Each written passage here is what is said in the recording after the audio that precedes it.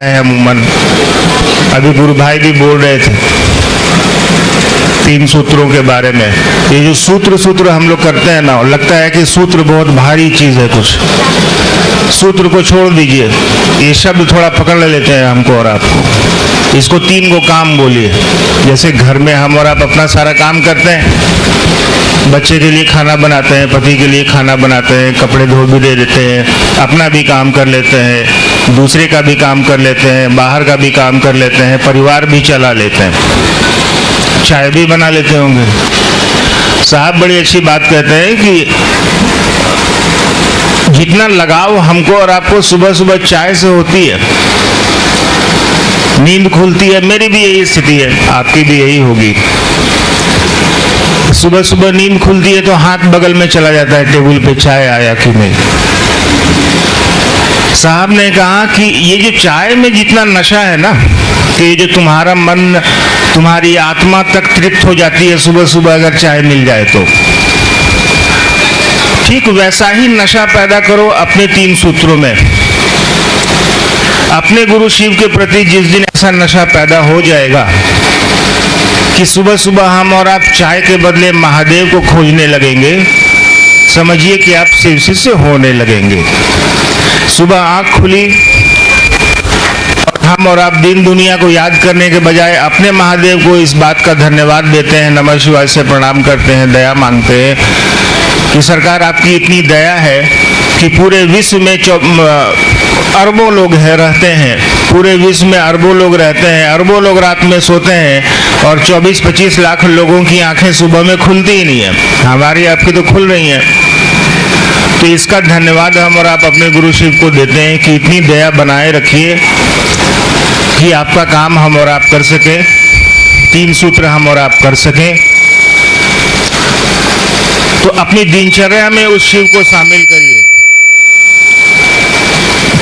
हमारी दिनचर्या जो है जिसमें हम और आप सारा काम करते हैं, साहब ने कहा कि अपने दिन भर के कामों में ये जो 3 सूत्र हैं इसको भी एक काम की तरह शामिल कर लो।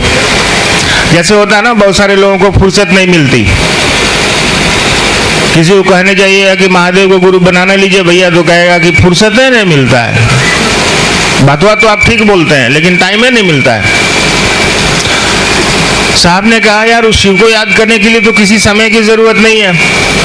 पति को अगर पत्नी को याद करना है तो किसी समय की जरूरत नहीं है। पैसा मिला है ना आपको,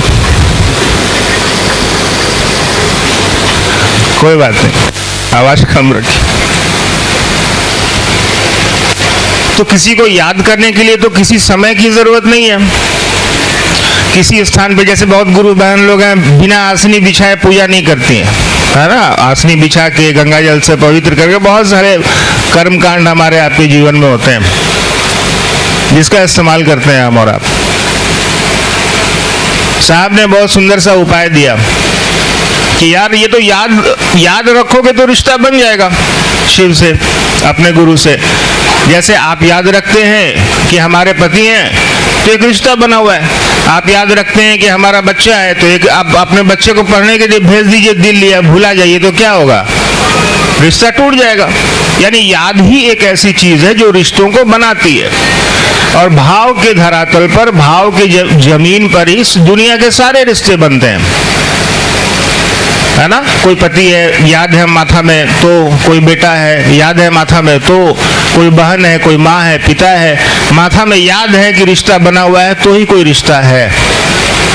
साहब ने कहा ठीक यही याद अपने महादेव के प्रति भी अपने मन में बनाओ जरा कि वो शिव मेरे गुरु है। साहब का पहला सूत्र उन्होंने क्या दिया, पहला काम करने को क्या कहा उन्होंने, हे शिव आप मेरे गुरु है। नर्स जिसको हम लोग कहते हैं, नर्स को सिस्टर बोलते हैं। सिस्टर सुनिए ना जरा, सिस्टर बोलते हैं भाई जी, सिस्टर समझते हैं क्या?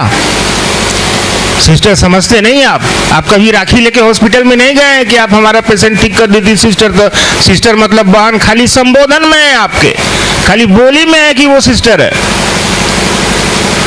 तो वहां तो चलिए हॉस्पिटल है, आप कुछ बोलते कुछ है समझते कुछ है, लेकिन गुरु भाई गुरु मानों का ये पुरानी कहावत है ना, पुराना ये बात है कि पूरी वसुधा अपना कुटुंब है। वसुधैव कुटुंबकम आपने सुना होगा। और ये तो एक परिवार है, परिवार में आप रहते हैं तो कोई भी हमारा भाई है, हमारी बहन है, हमारी माएँ है, तो सम्मान तो उनको देना होगा। आप संबोधन में जो बोल लीजिए उससे कोई फर्क नहीं पड़ता है। चलिए दीजिए।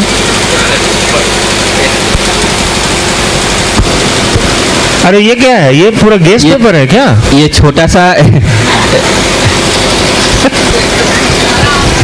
आप माइक दे दीजिए, यहाँ कुछ गुरु भाई गुरु बहन पूछना चाहते हैं तो पूछ लेंगे। चलिए, कोई गुरु भाई बहन है जो जिज्ञासा करना चाहते हैं, आप लोग पूछ सकते हैं, माइक आप तक जाएगी। कोई भी खड़े होकर पूछना चाहते हैं जी, पूछिए। चलिए, लेकिन कुछ पूछना जानना समझना हो या कोई दिक्कत हो तो आप बता सकते हैं, बैठे बैठे माइक है यहाँ पर, आप बोल सकते हैं, बोलिए। लेकिन कुछ लोग छोड़ने नहीं, ऐसे आप पूछिए, दो जो है दीजिए ना, हमको दे दीजिए। पूछिए पूछिए, कोई नहीं करते, पूछिए। भैया आप एक खोपड़ी लाए थे, किताब में लिखा हुआ है, तो उस समय तो आप युवा अवस्था में थे, तो क्या खोपड़ी आप साहब को देख के लाए थे या आपको भी चमत्कार सीखना था? ऐसी कुछ स्थिति हमको जानना थी। एक बात समझिए, एक्चुअली बचपन से ही ना, अब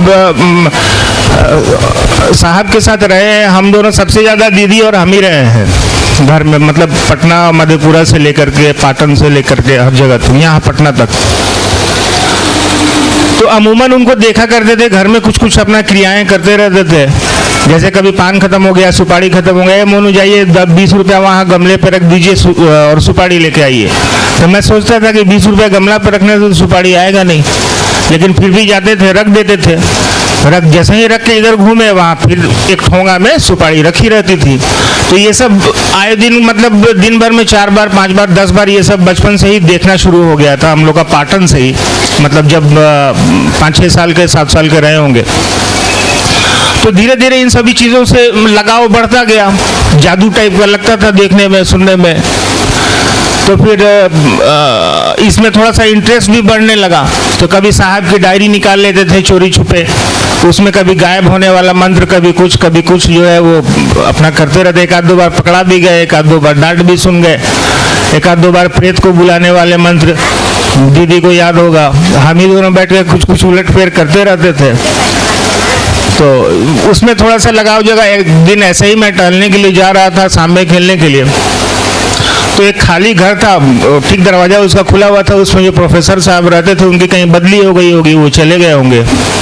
तो उसमें देखे एक खोपड़ी रखी है अंदर, खाली घर था, जैसे लोग बेकार सामान को छोड़ के चला जाता। वो प्रोफेसर थे, बॉटनी वगैरह के प्रोफेसर रहे होंगे किसी चीज़ के। तो हमको हड्डी वड्डी तो शुरू से देखते ही थे, साहब कुछ कुछ करते रहते थे इस टाइप का।